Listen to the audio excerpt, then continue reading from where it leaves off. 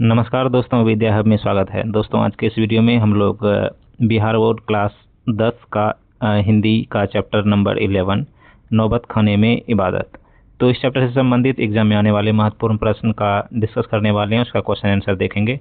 तो चलिए दोस्तों, आज के इस वीडियो को हम लोग शुरू करते हैं, क्लासेस को शुरू करते हैं बेहतरीन तरीके से। कॉपी पेन लेकर के बैठना, जो क्वेश्चन का आंसर पता है तो वो पता ही है, और जिसका नहीं पता है उसको अपने नोट्स में लिखते जाना है, ठीक है। तो शुरू करते हैं पहले प्रश्न से, और पहला प्रश्न है नौबत खाने में इबादत क्या है। नौबत खाने में इबादत क्या है? ललित रचना, ऑप्शन बी में है निबंध, सी में है साक्षात्कार और डी में है व्यक्ति चित्र। तो सही जवाब होगा इस प्रश्न का ऑप्शन नंबर डी, व्यक्ति चित्र। नौबत खाने में इबादत क्या है? व्यक्ति चित्र है, ऑप्शन नंबर डी सही जवाब है। और बढ़ते हैं अगले प्रश्न की ओर, और अगला प्रश्न है यहाँ पे, सुशीर वाद्यों का शाह किसे कहा जाता है? सुशीर वाद्यों का शाह किसे कहा जाता है? बांसुरी, तबला, हारमोनियम, शहनाई। तो सही जवाब होगा इसका ऑप्शन नंबर डी, शहनाई। सुशीर वाद्यों का शाह किसे कहा जाता है? शहनाई को कहा जाता है, ध्यान रखना है, ऑप्शन नंबर डी सही जवाब है। अगला प्रश्न है बिस्मिल्लाह खां का संबंध किस वाद्य यंत्र से है? बिस्मिल्लाह खां का संबंध किस वाद्य यंत्र से है? ये बेसिक सवाल है, तो सभी को पता ही होना चाहिए, ठीक है।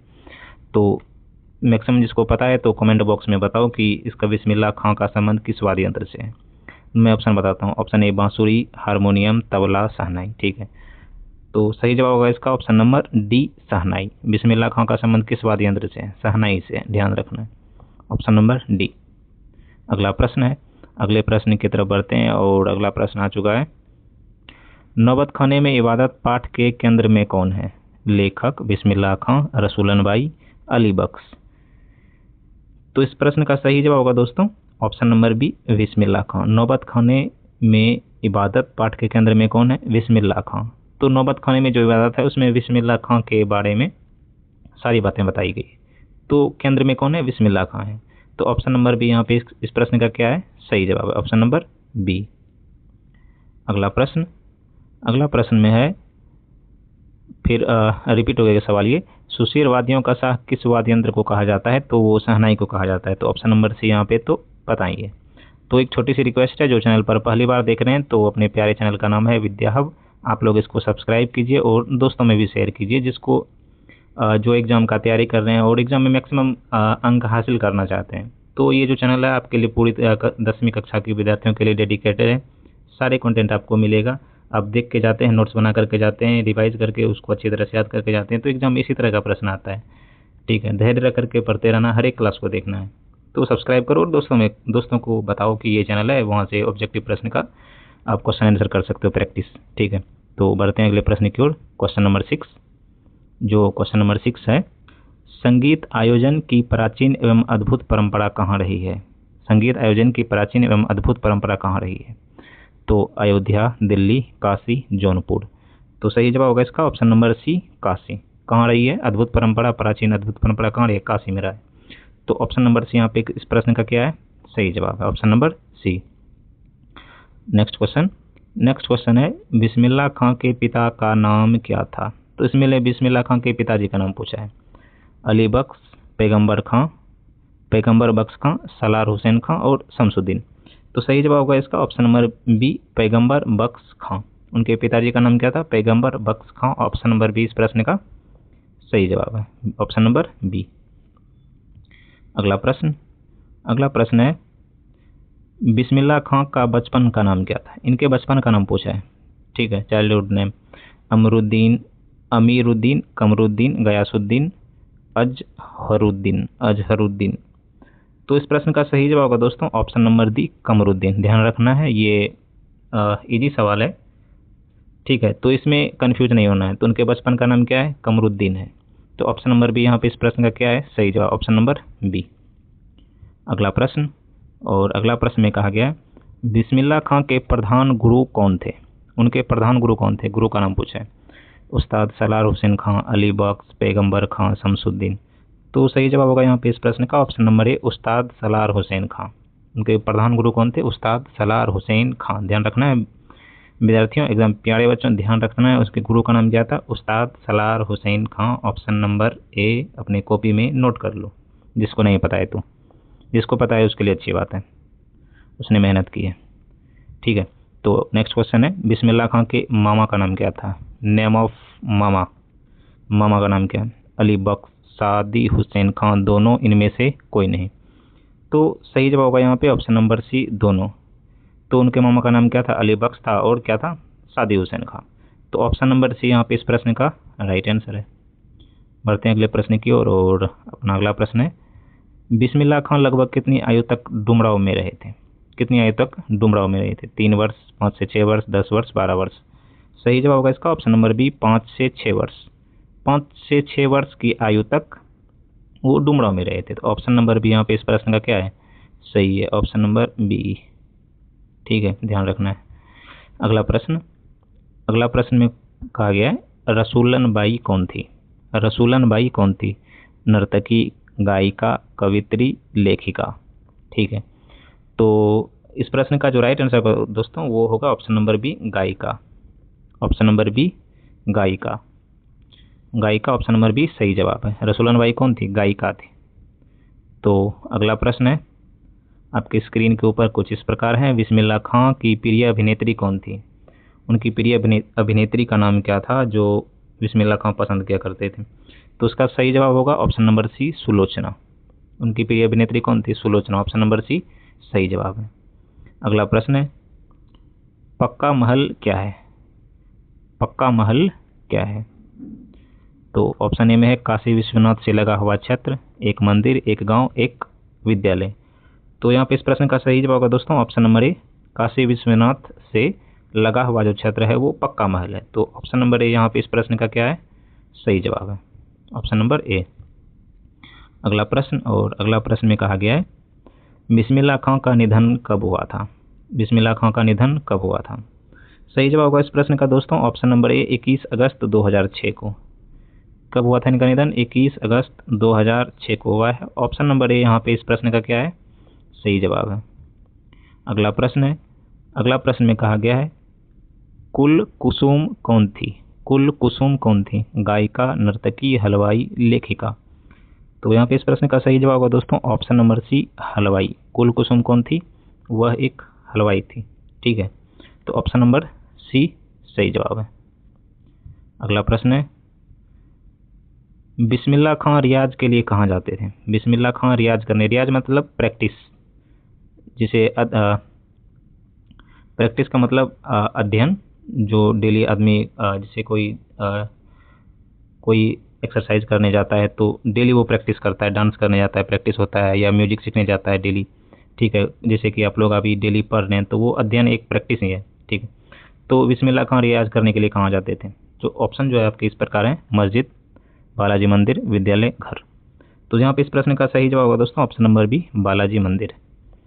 प्रैक्टिस के लिए कहाँ, रियाज के लिए कहाँ जाया करते थे? तो वो बालाजी मंदिर जाते थे। ध्यान रखना है, रियाज के लिए कहाँ? बालाजी मंदिर, ऑप्शन नंबर बी। अगला प्रश्न है, अगला प्रश्न है, नरकट का प्रयोग किस वाद्य यंत्र में होता है? नरकट का प्रयोग किस वाद्य यंत्र में होता है? तो सही जवाब होगा दोस्तों इस प्रश्न का ऑप्शन नंबर सी, शहनाई में। नरकट का प्रयोग किस वाद्य यंत्र में होता है? तो वो शहनाई में होता है। ऑप्शन नंबर सी यहाँ पे इस प्रश्न का सही जवाब है। बढ़ते हैं अगले प्रश्न की ओर और अगला प्रश्न है, भारत सरकार ने बिस्मिल्लाह खां को किस सम्मान से सम्मानित किया है? भारत सरकार ने बिस्मिल्लाह खां को किस सम्मान से सम्मानित किया है? पद्मश्री, पद्म भूषण, भारत रत्न, पद्म विभूषण। ठीक है, तो इस प्रश्न का सही जवाब होगा दोस्तों ऑप्शन नंबर सी, भारत रत्न। भारत रत्न, एक आपको छोटी जानकारी इसमें देना चाहूँगा, भारत रत्न इंडिया का सबसे बड़ा सिविल सम्मान है। सिविल क्षेत्र में जो सबसे बड़ा पुरस्कार है वो है भारत रत्न। भारत रत्न के बाद आता है पद्म विभूषण, पद्म भूषण, उसके बाद पद्मश्री। ठीक है, ये क्राइटेरिया है। एक नंबर पे भारत रत्न। तो भारत रत्न मिला है बिस्मिल्लाह खां को, भारत सरकार ने दिया है बिस्मिल्लाह खां को सम्मान में। तो ऑप्शन नंबर सी यहाँ पे बिल्कुल, ये सवाल तो बिल्कुल भी किसी के नहीं बोलना, भी आई जितनी बार लिख सकते हो लिख सकते हो, लिख लो।